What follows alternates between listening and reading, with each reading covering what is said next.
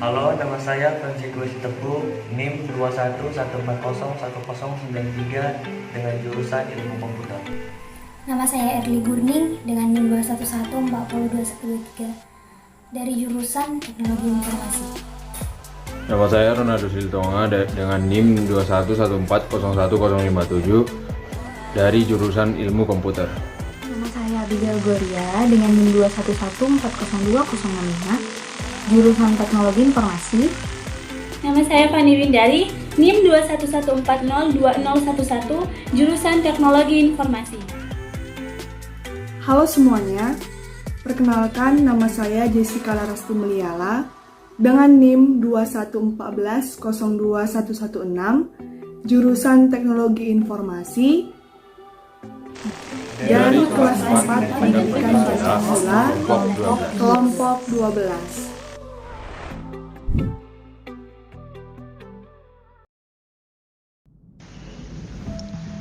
Kata koruptio masuk dalam bahasa Inggris menjadi kata corruption atau dalam bahasa Belanda menjadi kata korupti. Kata korupti dalam bahasa Belanda masuk ke dalam perbendarahan Indonesia menjadi korupsi. Menurut Kamus Besar Bahasa Indonesia, korupsi adalah penyelewengan atau penyalahgunaan uang negara atau perusahaan, organisasi, yayasan, dan sebagainya untuk keuntungan pribadi atau orang lain. Jenis-jenis korupsi. 1. Penyuapan. Penyuapan merupakan sebuah perbuatan kriminal yang melibatkan sejumlah pemberian kepada seorang dengan sedemikian rupa sehingga bertentangan dengan tugas dan tanggung jawabnya. Kedua, penggelapan dan pemalsuan. Penggelapan merupakan suatu bentuk korupsi yang melibatkan pencucian uang, properti, atau barang berharga. 3. Pemerasan. Pemerasan berarti penggunaan ancaman kekerasan atau penampilan informasi yang menghancurkan guna membujuk seseorang agar mau bekerja sama. Yang keempat, nepotisme. Nepotisme berarti memilih keluarga atau teman dekat berdasarkan pertimbangan hubungan kekeluargaan, bukan karena kemampuannya. Kondisi yang mendukung munculnya korupsi. Kondisi yang mendukung munculnya korupsi yang pertama adalah pemimpin yang memiliki mental yang tidak bertanggung jawab, kampanye-kampanye politik yang mahal, lemahnya ketertiban hukum, lemahnya profesi hukum, dan gaji pegawai pemerintah yang sangat kecil. Contoh perilaku korupsi dalam kehidupan sehari-hari. Yang pertama, menyepelekan uang kembalian. Yang kedua, sering datang terlambat. Yang ketiga, plagiarisme. Yang keempat, memberi uang damai saat ditilang polisi. Dan yang kelima, copy-paste pekerjaan orang lain.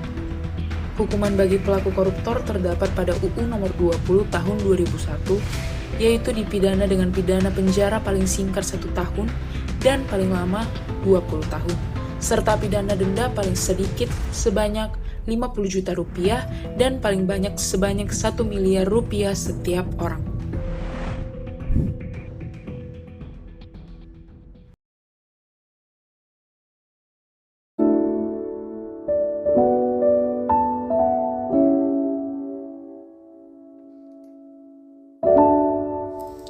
Dampak-dampak dari perilaku koruptor. Yang pertama di bidang ekonomi. Apa-apa saja dampaknya? Yang pertama, penurunan produktivitas. Lalu menurunnya pendapatan negara dari pajak. Meningkatkan utang negara, rendahnya kualitas barang dan jasa, menambah beban dalam transaksi ekonomi, ketimpangan pendapatan, dan yang terakhir meningkatkan kemiskinan. Di bidang pemerintahan, dampak yang diberikan adalah yang pertama, etika sosial yang mati, yang kedua, birokrasi tidak efisien, dan yang terakhir adalah hilangnya fungsi pemerintah. Di bidang hukum, dampak yang diberikan adalah peraturan perundang-undangan tidak efektif, hilangnya kepercayaan masyarakat terhadap negara.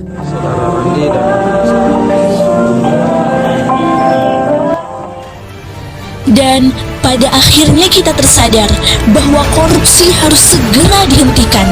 Adapun upaya yang dapat kita lakukan adalah memberikan hukuman berat pada koruptor, menjadi pemimpin yang berintegritas, memanfaatkan teknologi pada sistem pemerintahan, serta supremasi hukum yang kuat. Mari Kita bersama-sama menegakkan kejujuran, demi mewujudkan Indonesia yang Anti korupsi.